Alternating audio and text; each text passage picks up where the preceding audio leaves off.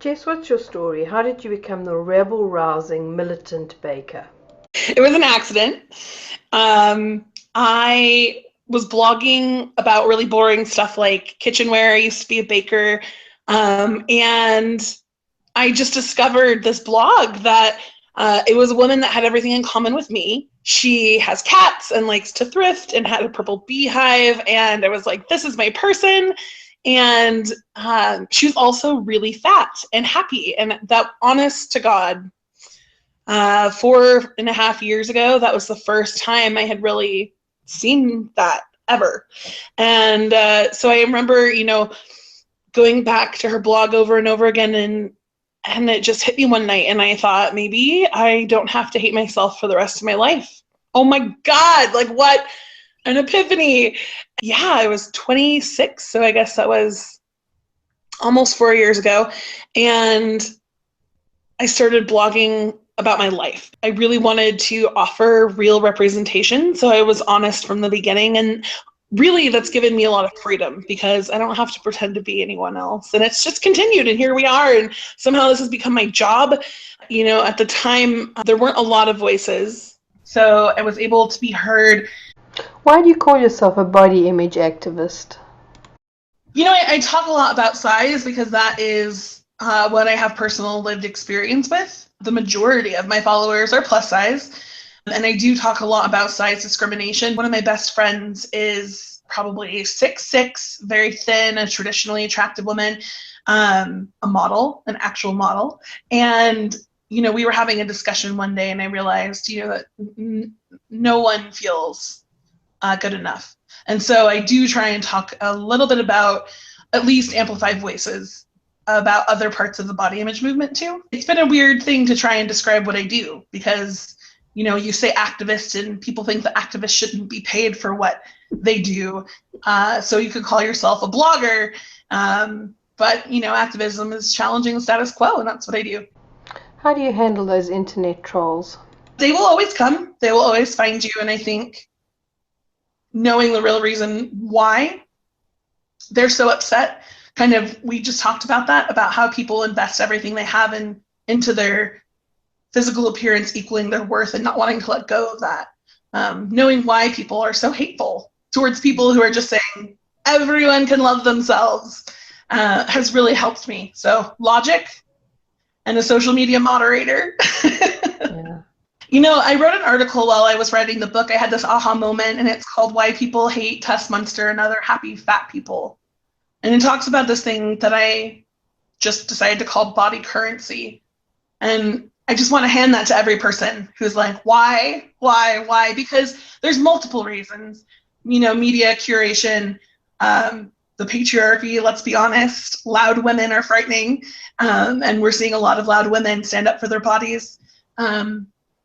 But there's a lot of reasons, but I think body currency is a really big one. And so I remember that because the majority of people that come after me, I think a lot of people have different demographics, but they are the young, white, fitness-obsessed males. And so here I am, a woman who is loud and unapologetic, who is saying, your fitness goals and green juices do not make you a better person than me.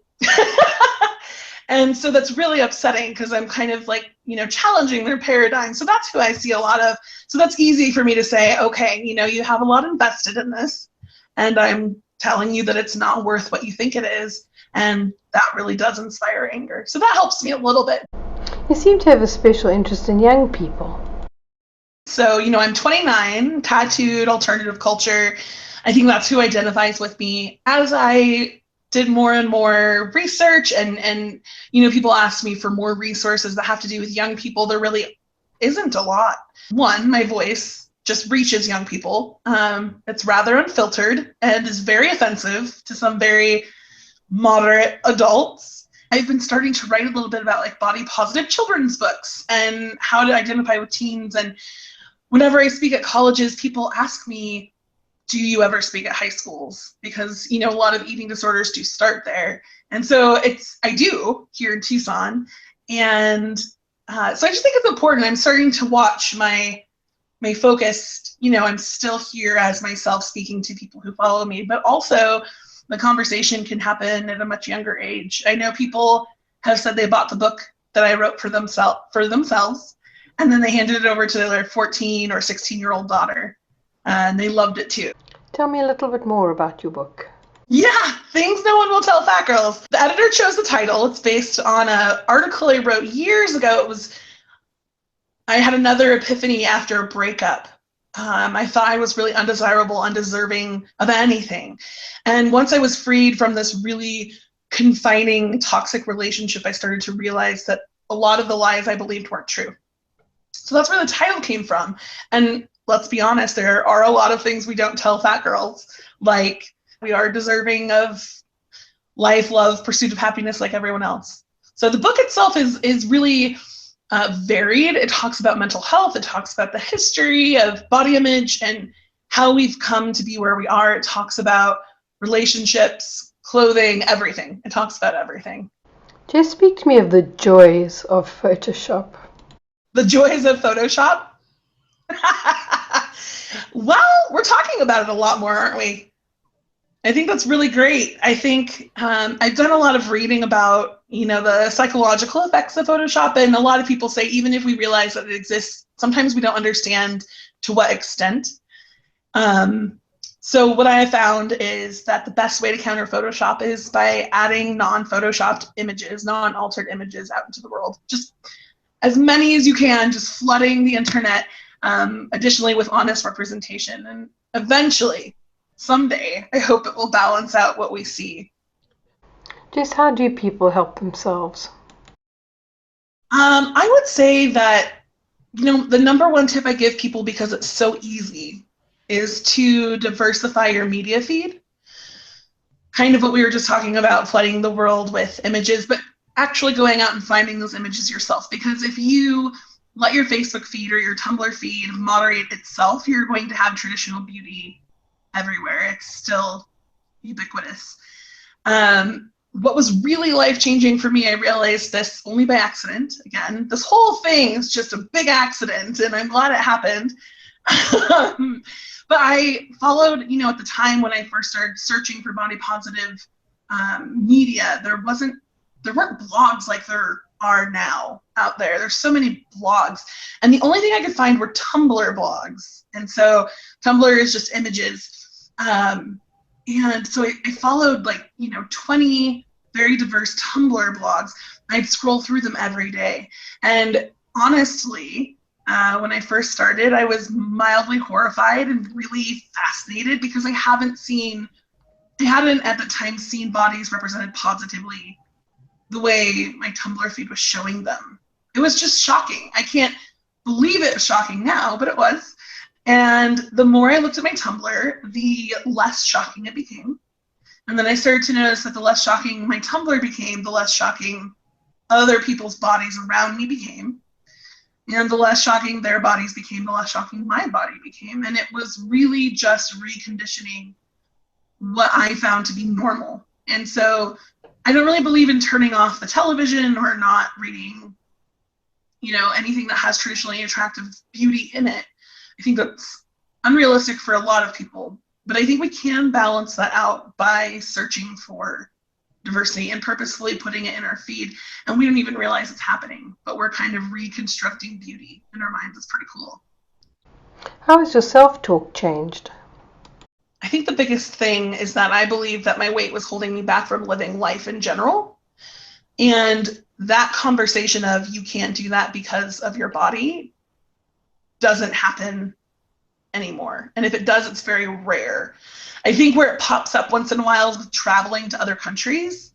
I think I'm still a little what's going to happen? Cultures are so different. I know that a lot of people have had negative experiences along with positive, but for the most part, I am fully cognizant that this body is capable of doing whatever the hell it wants. And before, I really restricted everything I did. It's really unfortunate because I know that I endured a lot of negative experiences because of it, and also missed out on a lot of positive. I think that's the biggest way it's changed. I still have bad days. I still feel like shit. I still look in the mirror and I'm like, how does my partner find this sexy? they are definitely less than before. What else do you think helped? I think just educating myself was the most important part. The realization that maybe I don't have to hate myself for the rest of my life was a good first start. But I started to research the history. I think that was a huge moment for me. The beauty myth, very specifically, and then also reading books like The Fat Studies Reader, and then piecing it all together and realizing that there is an actual reason why this has happened.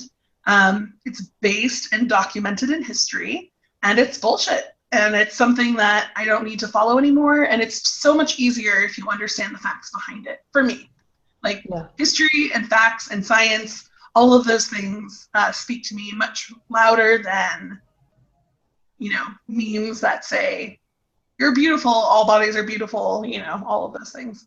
We talk about body love so much isn't necessary for some people at all. And I think depending on your body and how it fits into society, it's harder for some than others. And so something that Melissa Fabello, who is an eating disorder specialist, she talks about eating disorder and sexuality. She's wonderful. She talks about body neutrality, and like, we don't maybe need to aim for body love, but what about body neutrality, where we just don't go to either side? We don't, a lot of times she talks about food, obviously, where we're not obsessing over food. What if we could just get rid of our obsession over food? That's body neutrality. And and especially for kids, like, we also don't want to teach them to hyper focus on their body as if it is the only piece of them that's worthy of attention. And so we teach kids to love the fact that their skin regenerates and that it allows them to move throughout the world. And I think we can learn a lot about that as well as adults, for sure. Along this journey, has who you hung out with changed? Absolutely. Absolutely. And it's slow and painful. Definitely. I think the biggest change is my partner, who's incredibly body positive. The person I was with before I started this added a lot of trauma to my body image issues. And so I think that was something that came later, after I had started learning how to accept the skin I live in. And I'm just here I'm in Tucson. I'm so lucky. Tucson is a very small place. It's not a hub of anything, really. But I have two friends that are semi-famous body activists as well. One does plus-size clothing, and one does maternal photography. So I have those people around me in addition to just really good friends. And we all struggle. We have conversations about struggling. But I think we all have this inherent understanding of oppression, what it does, why it needs to be eradicated. And I'm so lucky. I really am. I've watched my mom as well. Her and I started having this conversation as I started as well. And we've both kind of grown as together, which is nice. Click here to get to the second part of my wonderful interview with Jes Baker.